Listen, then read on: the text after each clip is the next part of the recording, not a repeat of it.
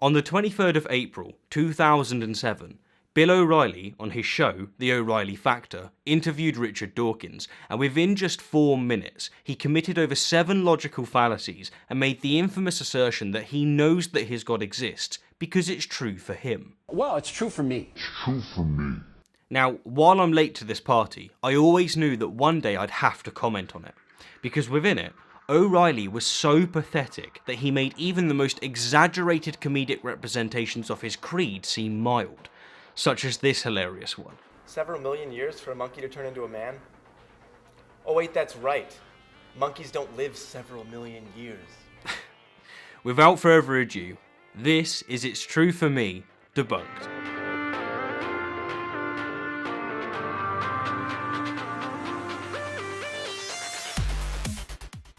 In the personal story segment tonight, do you believe in God? Increasingly, fewer Americans do. According to a Zuckerman study, in Sweden, as many as 85% of the population are non-believers. Japan, 65%. France, 54%. And in Britain, 44% do not believe in God in Great Britain. Wow. Listen now is a man who understands that position. Richard Dawkins, the author of the mega-selling myth book, The God Delusion. You lucky git, Billy. I got to shake his hand earlier this month at the Hammersmith Theatre, but you got to interview him. I think it takes more faith to be like you, an atheist, than like me, a believer, and it's because of nature. And so, here's where it begins, with literally his first sentence to Dawkins. This is either an equivocation fallacy, or it's utterly disingenuous.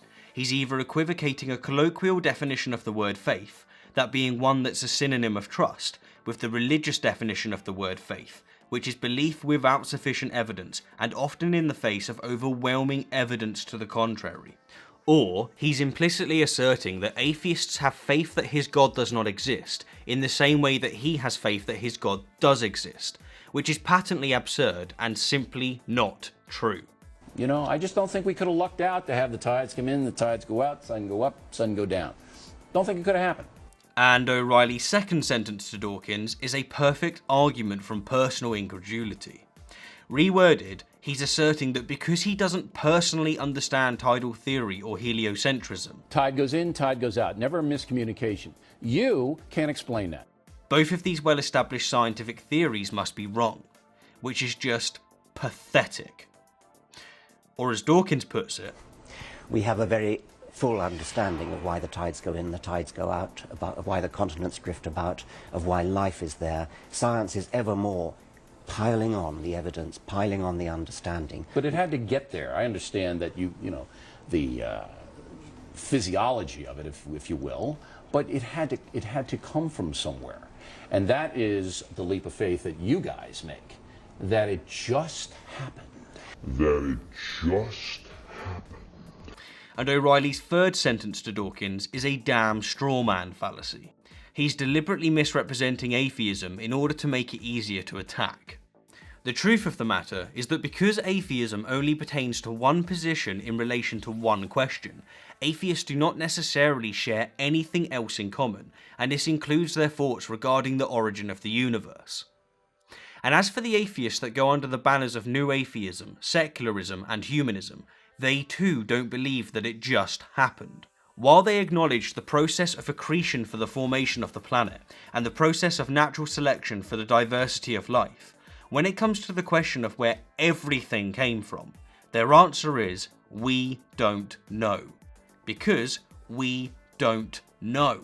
And unlike the religious, we're not going to pretend that we do.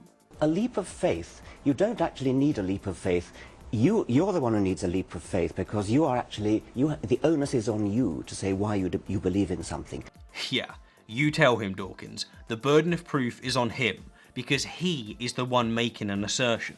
There's an infinite number of gods you could believe in. I take it you don't believe in Zeus or Apollo or Thor. You believe in, presumably, the Jesus. Christian God. Jesus. See, Jesus was a real guy. I could see him. Yeah. You know, and I know what he did.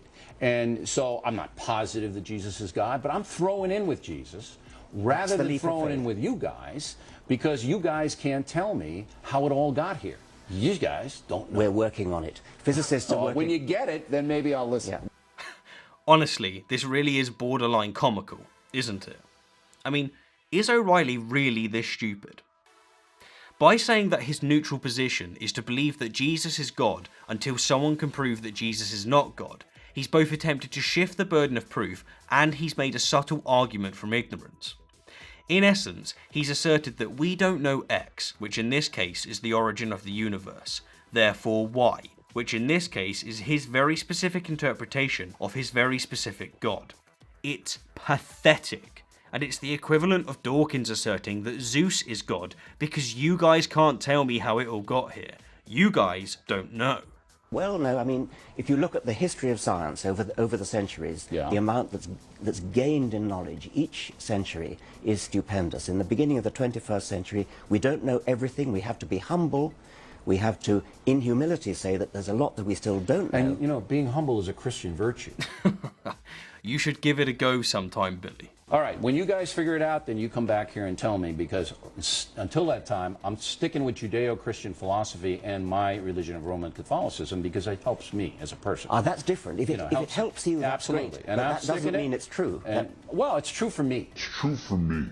And this, ladies and gentlemen, brings us to the crux of this video.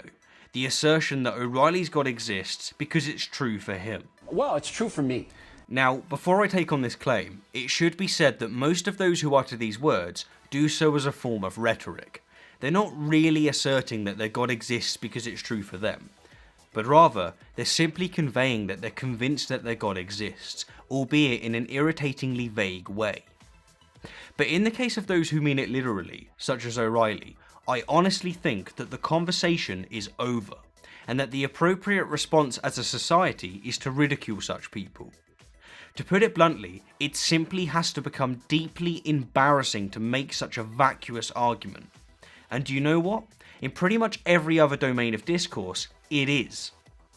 For example, if I was to seriously tell you that the United States was responsible for the collapse of the Roman Empire because it's true for me, you'd laugh in my face, and so you should.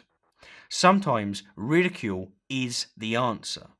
But to adequately address the underlying essence of this assertion, something is either true or it is not, and this is the case independent of our being there to witness it. The idea that there are as many realities as there are beings to interpret reality is bollocks. It's utterly unfounded, and it's often the result of a disingenuous semantic black hole. It's the position taken by people on their last legs. It's a last resort. Or as Dawkins more graciously put it, you mean true for you is different from true for anybody else? How can something be absolutely, true for you? because I can't Something's either got to be true or not. I can't prove to you that Jesus is God. So that truth is mine and mine alone. But you can't prove to me that Jesus is not. So you have to stay in your little You can't belief prove system. that Zeus is not. You can't prove that Apollo is not. Or Well, I Mithras saw is not. Apollo, man. He was down there. He's not looking good. and here we have another attempt from O'Reilly to shift the burden of proof. He's straight up telling Dawkins that unless he can prove that Jesus is not God, then Jesus is God. Honestly, this is absurd. How on earth is this man respected as a news presenter? Now, we also differ in the sense that you feel that religion has been a bane, B-A-N-E, to civilization, and I feel atheism has. Oh, here we go. And I will point to the worst mass murderers in modern times: Hitler, Stalin, Mao, and Pol Pot. All confirmed atheists, all people who wanted to wipe out religion. Now, I know you can point to the Crusades and you can point to Al-Qaeda right now. I mean, it's there, and there's no question. But I say I'm thrown in with the founding fathers of the United States, which saw religion, spirituality, as a moderating influence, as a good thing if people embrace the true tenets. Now this is a great example of someone lighting so many fires so that their opponent cannot possibly put them all out within their time-constrained response. But to be honest, Dawkins nevertheless did an outstanding job, and so I'm simply going to play his response while depicting on screen the fallacy that O'Reilly committed. Go The ahead. founding fathers of the United States were secularists above all. So some of them were religious, some of them were not, but they were above all secularists who believed in keeping church and state They had separate. to because of the oppression in Europe. As for Hitler and Stalin and so on, I mean, of course, Hitler, by the way, was a Roman Catholic. No, he And never was. He was raised in that home, but he rejected it early on. We can dispute that. Stalin was an atheist, no question. But Stalin did the bad things he did, not because he was an atheist. I mean, Hitler and Stalin both had moustaches, but we don't say it was their moustaches that made them evil. I don't think they had any moral foundation, any of those guys. I will say, I don't either. Your book is fascinating, and congratulations on your success. Thanks for coming on in here. Thank you very much indeed. So, to recap, within just 4 minutes, belligerent Billy committed an equivocation fallacy, a personal incredulity fallacy, a straw man fallacy, a shifting of the burden of proof fallacy, an argument from ignorance, another shifting of the burden of proof fallacy, a false cause fallacy, and he's made one of the most pathetic arguments for the existence of a god that I've ever heard. Well, it's true for me. Oh wait, that's right. Monkeys don't live several million years. Anyhow, as always, thank you kindly for the view. An extra special thank you to my generous patrons, and an even extra special thank you to Gerard, who very kindly donated a quality microphone and stand to the channel, and so we've got him to thank for the improvement of my audio. On behalf of us all, cheers Gerard.